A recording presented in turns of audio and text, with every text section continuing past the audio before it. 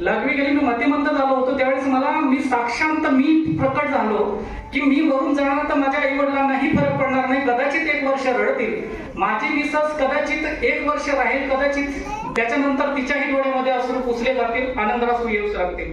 माझे मित्र, मी जेव्हा सगळ्यांना पाहिलं, स्टेटस ठेवून दिलं होतं, तर लगभग 108 जणांनी स्टेटस पाहिलं होता.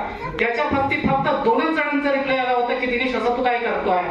याचा अर्थ 108 जणांपैकी फक्त 2 जणांना मला माझी गरज होती, त्यांना बाकीच्यांना कोणालाही पडलेलं आणि काही काहीचा ठेंगा दाखवला होता. ठेंगा याचा अर्थ म्हणजे व्हॉट्सअपला म्हणजे ऑल द बेस्ट. तेव्हा मला वाटलं, त्यावेळेस मग बाळ पिशाब केल्यानंतर मी जागा झालो. नंतर मला वाटलं की दिनेश तू एक बाप आहे, बाकीच्यांना कोणालाही काही गरज नाही, पण हे बाळ तुझं लगभग 11-9 महिन्याचं बाळ आहे, याला तुझी गरज नाही का. एक मुलगी आहे, बगैर आई वडिलांचं तो बाळ आयुष्य जगणार आहे. मग त्याच्यानंतर त्या पोराचं काय होणार आहे हे साक्षांत दिनेश तुला कळलं पाहिजे. हा निर्णय तुला बदलला पाहिजे. 11:45 21 मेला मी तो निर्णय बदलला. त्या दिवसानंतर मी माझ्याशी ठरवलं होतं की आज पुढचं जे पण जीवन असेल ते माझं बोनस असेल. एखाद्या दिवशी कोणी मारून टाकलं तर भरपूर आहे, पण त्या दिवसापासून मी स्वतःचा माझा नाही राहिलो. त्या दिवसामध्ये दिनेश मध्ये परिवर्तन घडलं आणि त्याच्यानंतर मी युवासाठी काम करतोय. भरपूर जणांना असं वाटत असेल की विद्याश्रम अकॅडमी नोकरीमध्ये पाठवणारी एक संस्था आहे, तर हा गैरसमज आहे. Vidyashram academy is a family, we are all the family members. आणि माझी मोठा भाऊ या अर्थाने माझी जबाबदारी होते.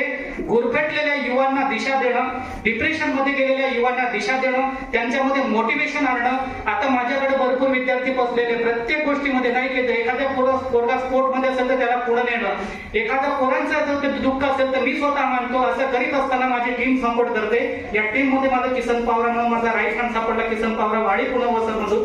तो पोरगा त्याच्या गावामध्ये पहिला पोरगा पास झाला.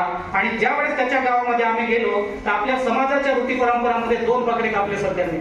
2 बकरे कापले आणि आपल्या गावामध्ये संपूर्ण गाव, आपल्यामध्ये तर एखाद्या गावामध्ये बीजेपी मध्ये गेलं नाही, काँग्रेसमध्ये गेलं तर हेच जनार्दन मारामारी. मी त्यामध्ये गावामध्ये पहिल्यांदा युनिटी पाहिली. एक पोरग नसते, एक स्त्री नसते, एक सून नसते, एक सासरा नसतो, उपसरपंच नसतो, सरपंच नसतो, पोलीस पाटील नसतो, कारभारी नसतो, एकाच ठिकाणी. हे म्हटलं जबरदस्त, एवढी जबरदस्त त्या गावाची युनिटी होती, कोणत्याही प्रकारचा भेदभाव नाही. एवढा जबरदस्त मी त्या पाहिल्या. त्यांच्या गावामधला तो किसन पावरा म्हणून SRPF मध्ये सिलेक्शन झालेला. त्याचे 2 बाळ घरी ठेवत असताना बायकोला घरी ठेवत असताना तो यशस्वी होतो. माझ्या इकडे तोरणमालमध्ये सगळ्यात एज्युकेशन मध्ये कमी असलेला जो क्षेत्र आहे त्याच्यामध्ये विजय पावरा म्हणून हा पोरगा वय वर्ष 19व्या वर्षी सिलेक्शन होतो. ओपन गटामधून कॅटेगरीचा कोणताही आधार न घेता.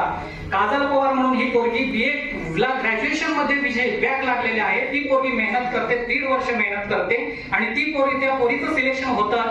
धुळे वन विभागामध्ये 3 जिल्हे येतात, नंदुरबार, धुळे आणि जळगाव, आणि त्याच्यामध्ये ती पोरगी 4थ्या क्रमांकाने पास होते, ओपन गटामध्ये सिलेक्ट होते. माझ्या ठिकाणी येतो कैलास पावरा म्हणून आहे, बिलगावचा, नर्मदा काठीचा. तो पोरगा येतो, कंपनीमध्ये जाणार असतो. त्याला मी म्हटलं की तू थांब, आपण मिळून प्रयत्न करू. आणि प्रयत्न केल्यानंतर शेवट लास्ट इयर आहे त्याचे 32 इयर्स, 32 वर्ष लास्ट असायचं. त्याला म्हटलं मिळून प्रयत्न करूयात. केला मी प्रयत्न. त्याच्यानंतर त्या पोराचा कटअप येतो 108 आणि 108 वाचा पोरगा एक वेटिंगला, एक सिलेक्शन लिस्ट मध्ये. त्यावेळेस मी त्याला सांगतो की त्याचं सिलेक्शन झालंय आणि एकाचं राहिलेलं. याचा अर्थ वय जास्त म्हणून त्याचं सिलेक्शन झालं 108 वर. आणि त्याच्यामध्ये बघा एक जागा आहे, त्याच्यासाठी 2 कॅन्डिडेट आहे. वय कमी म्हणून लागला, त्या वय कमी म्हणून राहिला आणि वय जास्त होतो म्हणून लागला. एवढी जबरदस्त 30 वर्षी सिलेक्शन झाले तो पोरगा. ज्यावेळेस तो पास झाला तेव्हा आपण अक्षरशः आम्ही पण रडलो. प्रत्येक विद्यार्थी पास झाल्यानंतर आमची एक रीत आहे की आम्ही रॅली काढतो. मला खांद्यावर घेऊन पोरं नाचवतात. मग हे क्षेत्र, हे अनमोल क्षेत्र आहे. त्या पोरांच्या आई वडिलांकडे मी जातो, त्या आतुरतेने मला खाऊ लागतात. आमच्या सोबतीला आई वडील बसतात. भाकरी सोबत नाही तर चटणी सोबत आम्ही भाकरी खातो. एवढं सुखांत आयुष्य मी तर स्वतःला नशीबवान मानतो की आता जे पण जगतो ते बनत जगतोय. आणि जर का कधी माझा मृत्यू झाला भविष्यात आणि परमेश्वर मला न्यायला आला आणि परमेश्वराने जर कधी त्याला त्या ठिकाणी मला विचारलं, यम नावाचा एक प्रकार आहे, त्यांनी जर का कधी मला विचारलं की दिनेश तुला मी माणसाचा जन्म दिला होता की तुझ्या आयुष्यामध्ये तू काय करून आलास, त्यावेळेस मी परमेश्वराला त्या यमाला सांगून दे की माझ्या इकडे लगभग 38 पोरं सिलेक्शन झाले आणि त्यांचं मी भविष्य बनवलं आणि भविष्य बनवलं तर त्यांची पिढी ही घडवली. परमेश्वरा म्हटलं माझा जन्म सफल झाला का नाही तू ठरव. विद्या डिपार्टमेंट पॉलिसी ते त्याला मी दिलं. असे भरपूर गरीब पोरं आहे. हॉस्टेलचा एक बघण्याचा दृष्टिकोन आहे. आपल्या आदिवासी हॉस्टेलचे जी मुलं आहेत त्यांच्याकडे डायरेक्टली आपली पोरं बघतात. आपली ती जी ज्येष्ठ मंडळी आहेत त्यांना निगेटिव्ह दृष्टिकोनात बघतात. आपण तुम्ही शहादा हॉस्टेलला आतापर्यंत कोणी पोरगा लागलेला नव्हतं, पण आपल्या अकॅडमीचे 8 पोरं शहादा हॉस्टेलचे झालेले आहे. नजरिया बदलो, नियत बदलो. तुम्ही बदलला, मी बदललो ना. मी बदललो असेल तर 1000 पोरं माझ्या अंडरमध्ये प्रत्यक्ष अप्रत्यक्षरित्या शिकताय. मी परिवर्तन झालो तर समाजाला परिवर्तन करू शकतो.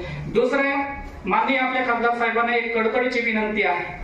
मला नाही करणार का कोणत्याही क्षेत्राशी संबंध नाही, ना राजकारणी क्षेत्राशी नाही.